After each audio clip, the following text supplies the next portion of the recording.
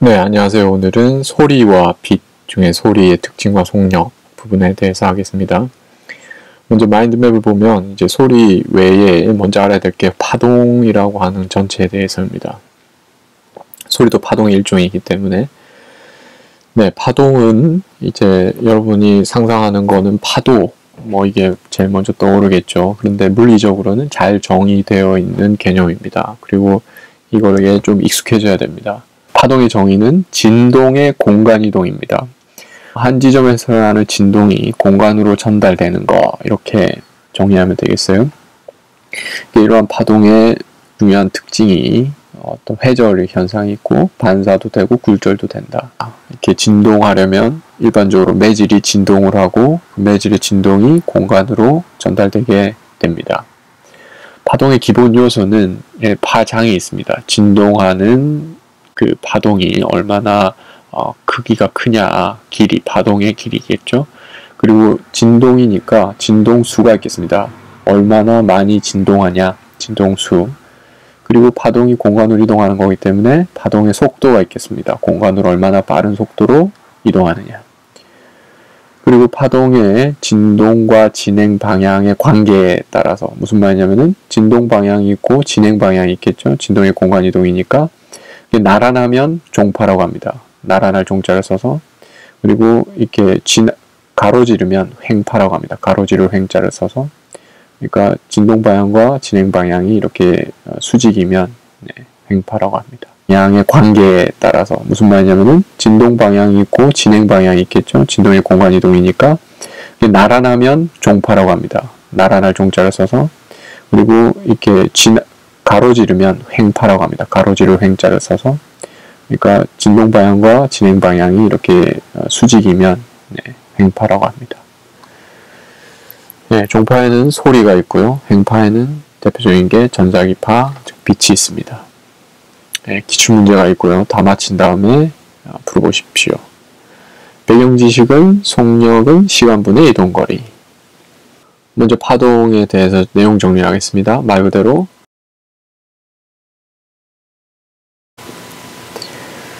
제일 쉽게 떠오르는 이미지는 이런 사인파겠죠. 제자리의 진동이 공간으로, 이게 X축이 위치니까 변위, 위아래로 진동하는 것이 공간으로 전달되는 것을 나타내고 있습니다.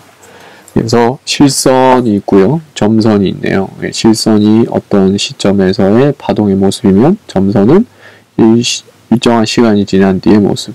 그래서 진행 방향이 이렇게 오른쪽이 됩니다. 이런 수학적인 표현을 정리하면은 진동이니까 진동의 폭이 있겠습니다. 그래서 기준점에서 진동한 크기. 기준점은 여기를 말하죠. 위쪽으로 아래쪽으로. 이 전체 길이는 아니고 여기서부터 여기까지만 해당되겠습니다. 그게 진폭입니다. 진동수가 있겠습니다. 1초 동안 얼마나 진동하느냐. 네. 단위는 헤르츠를 씁니다. HZ라고 쓰고요. 주기는 한 번 진동하는데 걸리는 시간입니다. 네. 반복되는 게 걸리는 시간. 단위는 초로 쓰고요. 이 둘은 사실 핵심적인 건 같은 걸 나타내고 있죠. 얼마나 많이 진동하느냐 그런 얘기죠. 이 둘의 관계는 이렇습니다. 진동수는 주기분의 1, 역수관계에 있죠. 파장입니다. 파동의 길이라고 할 수 있죠. 골에서 골 또는 마루에서 마루까지의 거리입니다. 그래서 골과 마루는 뭐냐면 골은 골짜기, 마루는 꼭대기를 뜻하죠. 그래서 어쨌든 같은 모양이 반복되는데 길이에 해당되겠습니다. 그래서 골이 있으면은 그 다음 골까지의 길이겠죠. 여기서부터 여기까지 됩니다. 여기서부터 여기까지. 사인을 생각하면 쉽겠죠. 그리고 파동의 속도입니다. 파동의 속도는 얼마나 빠르냐죠? 걸린 시간분의 이동거리겠어요. 그래서 주기분의 파장이 됩니다. 그래서 알파벳으로 나타내면 V는 T분의 람다. 주기겠죠? 근데 주기분의 1은 F이기 때문에, 즉 진동수이기 때문에 V는 F 람다. 이거는 꼭 필수적으로 외워줘야 되겠습니다. V = F 람다. 주기분의 1은 F다. 파동 나타내는 그래프, 이런 그래프도 있습니다. 이 차이점은 뭘까요? 위 그래프, 아래 그래프. 가장 중요한 차이는 바로 X축이 뭘 나타내느냐죠. 이것은 위치지만 얘는 시간입니다.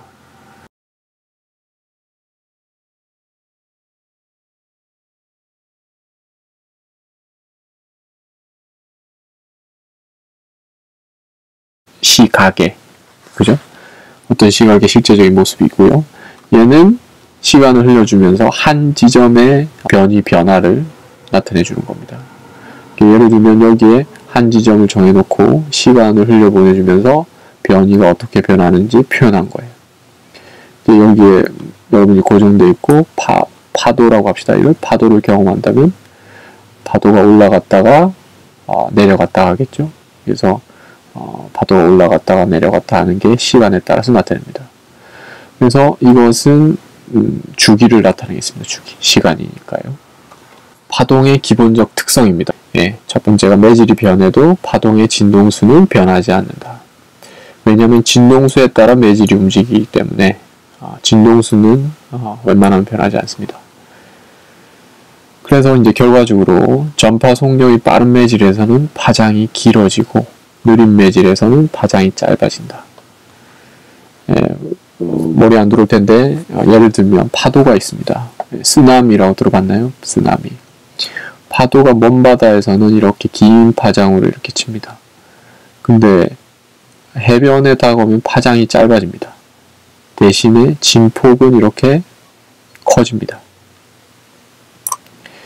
왜 그러냐면 바닷물은 해변에 다가오면은 얘가 이제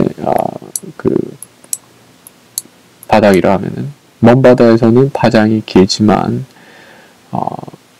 해변에서는 속도가 느려지겠죠. 예, 바닥과 마찰 때문에 속도가 느려지지만 진동수는 변하지 않죠. 매질이 변해도. 그럼 어떻게 되겠어요? 얘는 일정하고 속도가 느려져요. 그러면 파장도 작아지겠죠. 그래서 파장이 짧아집니다. 해변에서는.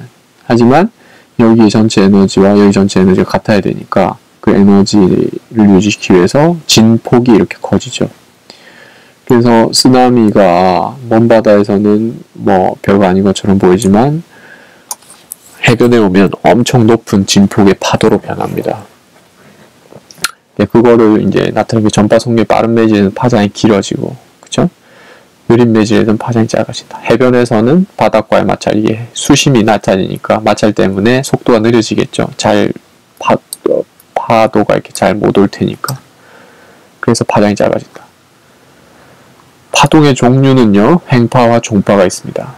횡파는 진행 방향과 진동 방향이 수직이다. 다시 한번 말하면 파동의 정의는 진동이 공간으로 퍼지기 때문에 진동 방향이 있고요. 공간으로 퍼지는 방향, 즉 진행 방향이 있어요.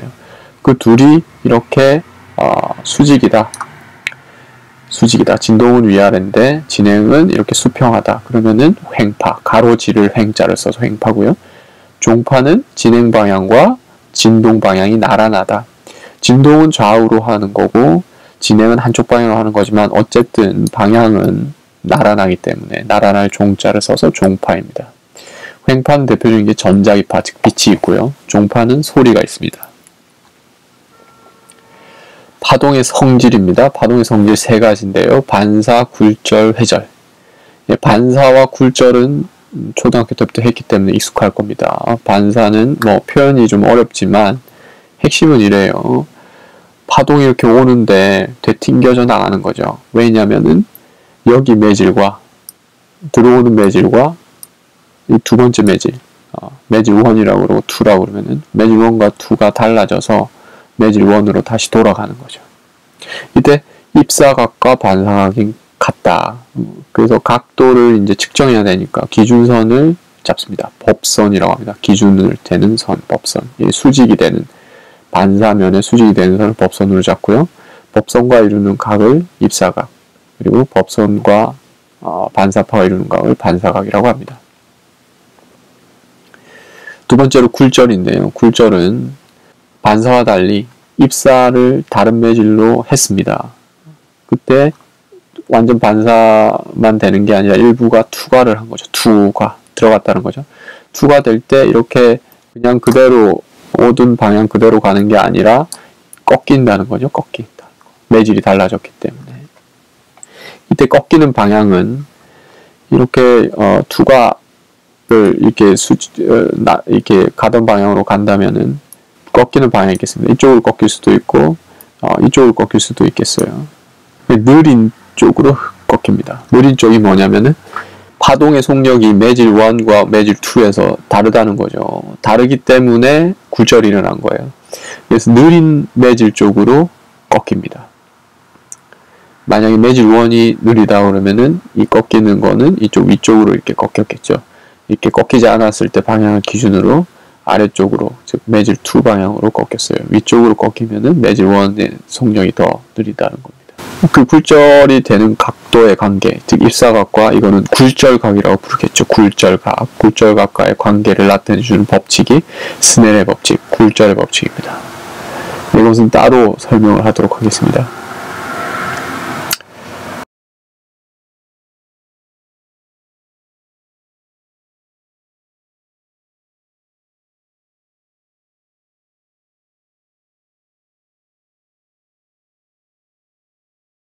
그림을 보면 간단합니다. 그림을 보면 평화 물결이 이렇게 온다고 합시다. 그런데 여기 장애물이 있어요. 그러면은 파동이 이렇게 직진만 하는 게 아니라 이 장애물 뒤편으로 이렇게 휘어져 돌아간다. 애돌아 나간다. 순환국말로 애돌아 나간다고 합니다. 굴절과 구분할 필요가 있어요. 이거는 이제 오는데 장애물 만데 장애물 뒤편으로 이렇게 간다는 겁니다. 실제 예를 들면 소리가 대표적인데 여러분이 여기 교실 안에서 떠들어요. 그럼 여기가 이제 교실 벽이에요. 그래서 문이 조금만 열려 있어도 이쪽 뒤쪽의 사람들이 여러분이 떠드는 소리를 들을 수가 있어요. 그 이유는 소리가 이렇게 회절이 일어나기 때문입니다. 빛이라면 혹은 공을 던진다고 그러면은 그런 회절 현상이 아주 적겠죠. 거의 없겠습니다.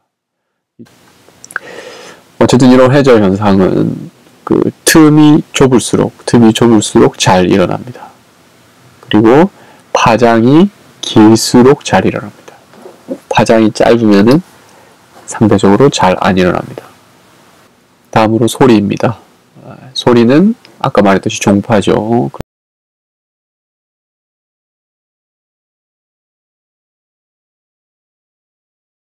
그 진동이 이렇게 전달되는 거죠. 그래서 매질은 진동만 하고 매질 자체가 전달되는 건 아닙니다. 무슨 말이냐면은 여기 스피커에서 나온 공기가 우리 귀로 들어오질 않죠. 여기에 있는 공기는 여기서 진동하고 우리 귀 근처에 있는 공기는 귀 근처에서 진동할 뿐이고요. 그 진동이 전달되어서 소리로 우리가 인식이 되는 겁니다. 소리의 파장은 이 조밀한 부분과 조밀한 부분 혹은 이 성긴 부분과 성긴 부분 사이의 길이가 되겠습니다. 소리가 담고 있는 정보, 선생님의 지금 목소리도 어떤 정보를 담고 있죠. 그래서 세 가지가 있겠습니다. 소리의 높이, 음정이라고 그러죠. 그래서 진동수가 클수록 높은 소리가 납니다. 단위 시간 동안은 많이 진동한다는 거죠. 그러면은 음정이 높겠죠. 소리가 높다 이렇게 표현합니다. 낮은 소리는 진동수가 작은 거죠. 그래서 많이 이제 아이들이 헷갈려하는 부분은 높다는 표현이 이 진폭이 크다라는 말과 많이 혼동. 진동수가 크다는 거는 높은 소리가 난다. 이게 만약에 높은 도라면 얘는 낮은 도가 되겠습니다. 두 번째 소리의 세기입니다. 세기는 진폭이죠. 큰 소리와 작은 소리 이렇게 구분하면 되겠습니다. 큰 소리, 작은 소리. 같은 음정이라도 크게 낼 수가 있고 작게 낼 수가 있겠죠. 그 다음에 소리의 맵시, 음색이라고 합니다. 같은 음정을 내더라도 다르게 들리는 경우가 있습니다.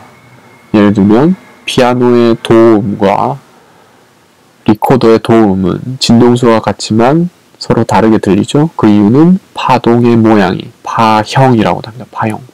파동의 형태가 다르기 때문입니다. 소리를 듣는 과정이죠. 참고로 하시고요. 그래서 우리 가청 주파수랑 우리가 들을 수 있는 주파수는 20Hz에서 20,000Hz 정도라고 합니다. 사람에 따라서 좀 다르긴 합니다만. 그래서 초음파는 20,000Hz 이상인 소리죠. 우리 인간이 들을 수가 없겠죠.